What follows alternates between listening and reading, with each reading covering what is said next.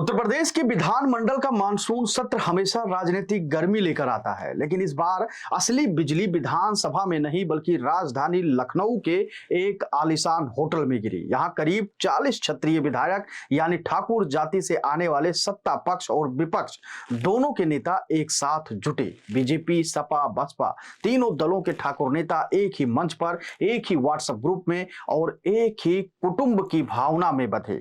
यह नजारा महज एक सामाजिक मिलन नहीं बल्कि सत्ता के गलियारों में नई हलचल की घंटी थी। राजनीति में ऐसे गैर आधिकारिक जमावड़े अक्सर साधारण दिखते हैं, लेकिन इनके पीछे कई परतें छुपी होती हैं। सवाल सीधा है, क्या यह केवल विधायक रामबाबू रामवीर सिंह की जीत की खुशी का जश्न था, या फिर इसने योगी युग के अगले अध्याय की पटकथा लिखने का काम किया है? पिछले कुछ वर्षों में यूपी की राजनीति में कई बार यह अफवाह उड़ती रही है कि योगी को हटाया जाएगा और उनकी जगह पर केशव प्रसाद मौर्य को बैठाया जाएगा, लेकिन इन सब के बीच बार बार योगी ने अपने जनाधार और जातीय समर्थन से यह साबित किया है कि वह सिर्फ बीजेपी के नेता नहीं बल्कि एक व्यापक सामाजिक राजनीतिक ताकत है। और इस ताकत का नया प्रदर्शन हमें इस बैठक में देखने को मिला, जहां पार्टी की सीमाएं टूट गई और ठाकुर जाति के विधायक चाहे वो सत्ता पक्ष से हो या विपक्ष से एक साथ खड़े नजर आए। या वही जातीय एकजुटता है जो यूपी की राजनीति में बड़ा मोड़ ला सकती है। इस पूरी कहानी में सबसे दिलचस्प और महत्वपूर्ण पहलू है आरएसएस की भूमिका। संघ पिछले कुछ समय में योगी आदित्यनाथ को लेकर बेहद सकारात्मक है। वह योगी में प्रखर हिंदुत्व नेता, निर्णायक प्रशासन देखता है और उसे ना तो वो बात मोदी के अंदर उतनी स्पष्टता से मिलता है और ना ही केशव प्रसाद मौर्य में। संघ के लिए योगी वह चेहरा है जो वैचारिक स्पष्टता के साथ साथ जमीन पर जनाधार की को भी लगातार संभाल सकते हैं, और यह संयोजन भारतीय राजनीति में दुर्लभ है। संघ के भीतर यह धारणा मजबूत है कि यूपी जैसे विशाल और जटिल राज्य में जहां जातीय समीकरण हर चुनाव का खेल बदल देते हैं, वहां योगी की ठाकुर पहचान और हिंदुत्व ब्रांडिंग एक साथ मिलकर ऐसा समीकरण बना सकती हैं जिसे कोई आसानी से चुनौती नहीं दे सकता। यही वजह है कि दिल्ली के नेतृत्व परिवर्तन की फुसफुसाहट के बावजूद संघ का झुकाव लगातार योगी की तरफ रहा है। अब जब ठाकुर विधायक पार्टी लाइन से परे एकजुट होकर सामने आए हैं, तो यह सिर्फ योगी के जातीय आधार की मजबूती नहीं है, यह संघ की अघोषित स्वीकृति को जमीन पर उतारने का भी तरीका है। यह संदेश साफ है, अगर दिल्ली ने योगी की राह में रोड़े अटकाने की कोशिश की तो जमीन से एक ऐसी ताकत खड़ी होगी जिसमें न सिर्फ बीजेपी के भीतर बल्कि विपक्ष के भीतर से भी समर्थन जुट जाएगा। अखिलेश यादव के लिए यह दोहरी मुश्किल है। पहला, उनके ठाकुर विधायक भाजपा विधायकों के साथ मंच साझा करते हैं। दूसरा, आरएसएस की छत्र छाया में खड़ी या जातीय एकजुटता विपक्ष के जातीय समीकरण को कमजोर कर सकती है। केशव प्रसाद मौर्य के लिए यह सीधा संकेत है कि भले ही उन्हें दिल्ली का आशीर्वाद मिलता रहा है, लेकिन जमीन पर योगी का किला और मजबूत होता जा रहा है। मोदी और शाह के लिए यह डिनर पार्टी एक राजनीतिक ट्रेलर है, एक ऐसा ट्रेलर जिसमें कुछ ठाकुरों का व्यापक समर्थन और आरएसएस का आशीर्वाद दोनों मिलकर एक नए पावर सेंटर की पटकथा लिख रहे हैं।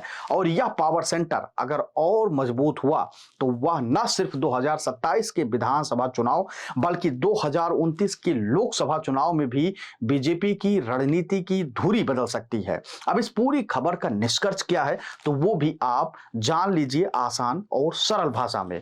उत्तर प्रदेश की राजनीति में मानसून सत्र के बाद अक्सर मौसम बदलते हैं, लेकिन इस बार जो बदल रहा है वह सिर्फ सत्ता और विपक्ष का समीकरण नहीं बल्कि संघ के समर्थन और ठाकुरों की एकजुटता का मेल है। यह ताकत अगर संगठित होकर योगी के पीछे खड़ी रही तो दिल्ली के लिए यह केवल एक चुनौती नहीं बल्कि भविष्य का सबसे बड़ा राजनीतिक सत्य बन जाएगी। ठाकुरों की इस छतरी के नीचे अब आरएसएस की छाया भी है और इस तूफान में भीगने से न सत्ता पक्ष बचेगा न विपक्ष। इससे पहले वसुंधरा राजे से भी सीएम योगी से मुलाकात हो चुकी है। राजस्थान की पूर्व सीएम और भाजपा की राष्ट्रीय उपाध्यक्ष वसुंधरा राजे ने भी रविवार को सीएम योगी से मुलाकात की थी। वसुंधरा राजे भी बीजेपी की राष्ट्रीय अध्यक्ष पद की दावेदार हैं। इससे पहले नहीं हुई बैठक में शामिल एक भी विधायक ने बताया कि कुटुंब परिवार की ये पहली बैठक थी।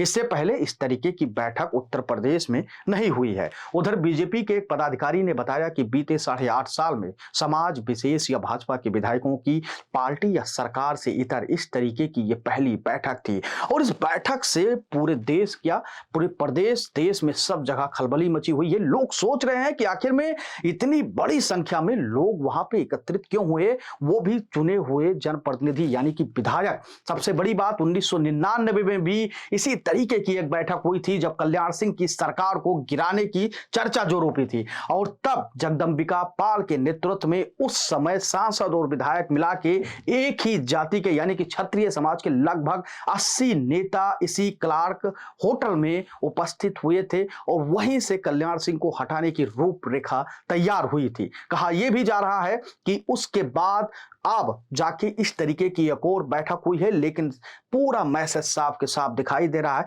क्या ये योगी आदित्यनाथ के समर्थन में जुटे जनप्रतिनिधि थे? क्या वो चाहते हैं कि योगी कहीं ऐसा ना हो कि उत्तर प्रदेश में अकेले पड़ जाएं, या गुजरात की जो लॉबी है वो कहीं योगी को अपने खेल में न फंसा ले? और शायद इसीलिए ये पूरी तैयारी अब जोरों शोरों से चल रही है। और बीते दिनों जिस प्रकार से देखा गया था कि जब उत्तर प्रदेश के सीएम योगी आदित्यनाथ दिल्ली गए थे और दिल्ली से जब वो वापस आए तो तुरंत उत्तर प्रदेश के जो सबसे बड़े ठाकुरवादी नेता हैं और अवध में जिनका खूब ज्यादा जलवा है, खूब ज्यादा दबंगई चलती, ब्रजभूषण शरण सिंह, उनसे भी वो जाके 33 महीने बाद मुलाकात करते हैं। कई तरीके की बातें होती हैं, चर्चाएं होती हैं और कहा यह जाता है कि योगी आदित्यनाथ अब इस बात को समझ चुके हैं कि उनके कुछ धुर विरोधी हैं जो नहीं चाहते कि योगी आदित्यनाथ इसी तरीके से सत्ता में बने रहें और अब उसकी पटकथा और रूपरेखा अलग तरीके से तैयार हो रही है कहीं ना कहीं। क्योंकि अभी बीते दिनों मोदी ने भी अमित शाह को लेकर जिस प्रकार से बातें कही कि अभी अमित शाह को बहुत आगे जाना है, बहुत कुछ काम करना है,